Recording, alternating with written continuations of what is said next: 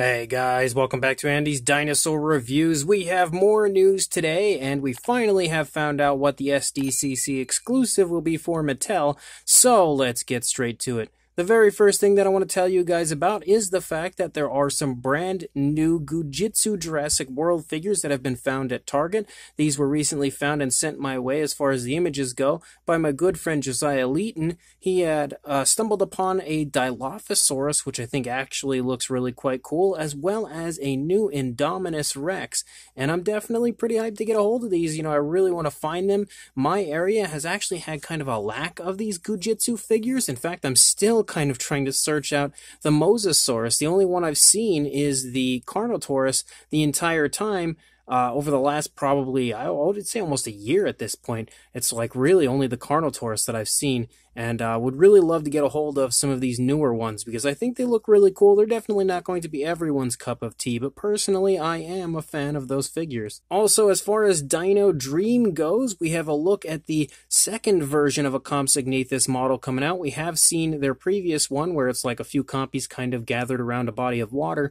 This time we've got compies in a cage, and I think this as well looks absolutely phenomenal. I am a massive fan of the Dino Dream Compsognathus models. I actually have 4 different Compsognathus in my collection currently from Dino Dream, and I will without question be picking both this and the other one up when they do officially release because I think they're gorgeous, and the idea of having some Jurassic World dinosaurs in cages is also extremely appealing to me. So definitely some stuff that I'll be picking up along with pretty much everything else Dino Dream releases for the Jurassic Park line. Also, as far as Dino Dream goes, we have a look at the Tyrannosaur here next to the compies and everything, just to kind of get an idea of quite a few different models that will be releasing from them in the near future. I think this is one of the best images we've seen here for the T-Rex to really show off how nice the coloration is. So hyped for all of this upcoming Dino Dream stuff. And then as far as Pnso goes, we have a brand new figure from them, which we've kind of seen a sneak peek of previously already, but the Albertosaurus is officially heading to the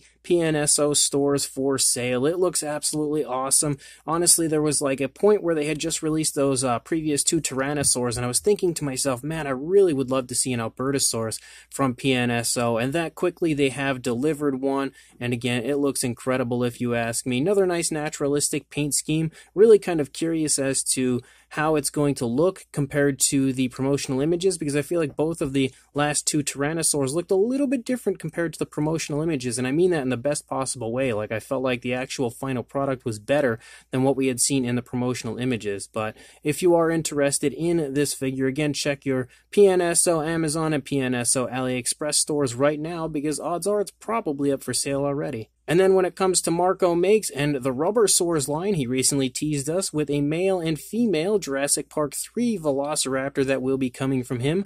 All we really have are these images again of the early stages of the figure, but they both look absolutely gorgeous. I'm a massive Marco Makes fan, and in general a massive fan of the Rubbersaurs line, so definitely some stuff that I'm hoping to get my hands on, of course, when this releases. But we have a number of other figures, I think, ahead of this that I'm also really excited about, and once Marco finds a stable place to move into, hopefully we'll start getting more of the Rubbersaurs line released. And then a thank you goes out to Paleo Figures on Facebook. We have our first look at the Papo Kronosaurus, and I think it's actually really nice. Like, probably the best looking Papo figure we've had in quite some time. Really nice sculpt, really nice paint apps. Very, very happy to see what the final product looks like.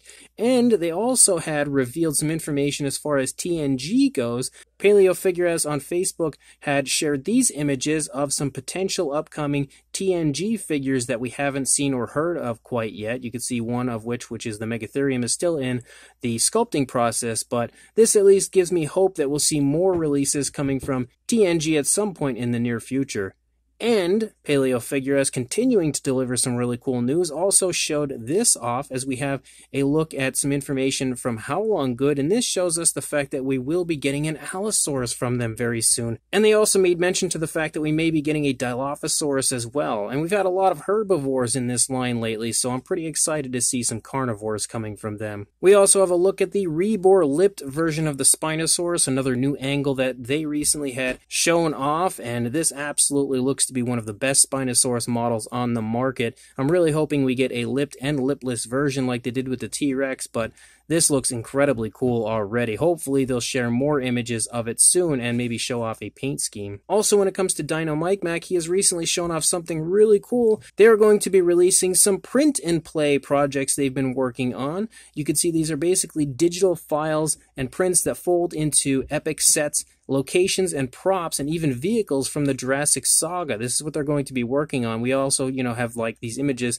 of the very first release, but this is just another of the many things Dinomikemak has been working on. Definitely something that I'm very excited about, very interested in getting a hold of, because I think it's a really cool idea on the part of Dinomikemak, and the possibilities are almost endless as far as what they could release. And then a huge thank you goes out to Collect Jurassic, but as far as the SDCC exclusives go, we have our look at the very first one, which is a Hot Wheels Jurassic Park 30th Anniversary Jeep, and you can see inside the Jeep we actually have an Ian Malcolm. I think everything looks really cool on this. Honestly, the packaging is probably my favorite part. I never did pick up the Ford Explorer they released last year. I kind of regret it at this point, but this Jeep definitely looks awesome, and the idea, again, of including Malcolm in the back is a really nice touch. Very cool piece to display on any shelf, that's for sure, and something I'm definitely going to look into picking up. And the final thing I have is actually a combination of Collect Jurassic as well as Dinomikemak, who actually was the very first person to point this out to me. But we have the Mattel SDCC Exclusive, and as you can see, it's a super cool Steven Spielberg set.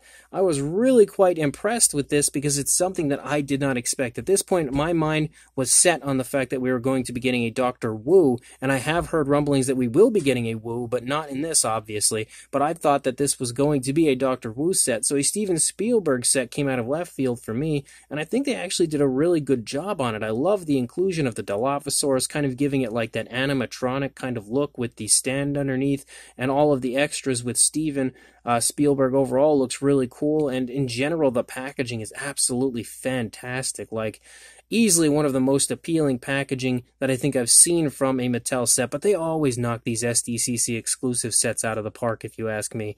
This one, again, like I said, absolutely incredible on the part of Mattel to come up with something so cool and so unique. I have seen kind of a mixed reaction when it comes to people online, but I'm really hyped for this. I think it was a really neat idea, again, to release something like this, and personally, I can't wait to get this set in my hands and, of course, add it to my collection, but review for you guys as well when it officially hits my review station. If you are interested, this will be going up for sale on Mattel Creations very soon, and I will include a link in the description as to where you can go to purchase one of these once it does go up for sale. So as of right now, guys, that's all the news I've got. When more comes out, I'll be sure to send it your way, but until then, please like, comment, and subscribe, and I will see you in the next video. Thanks for watching.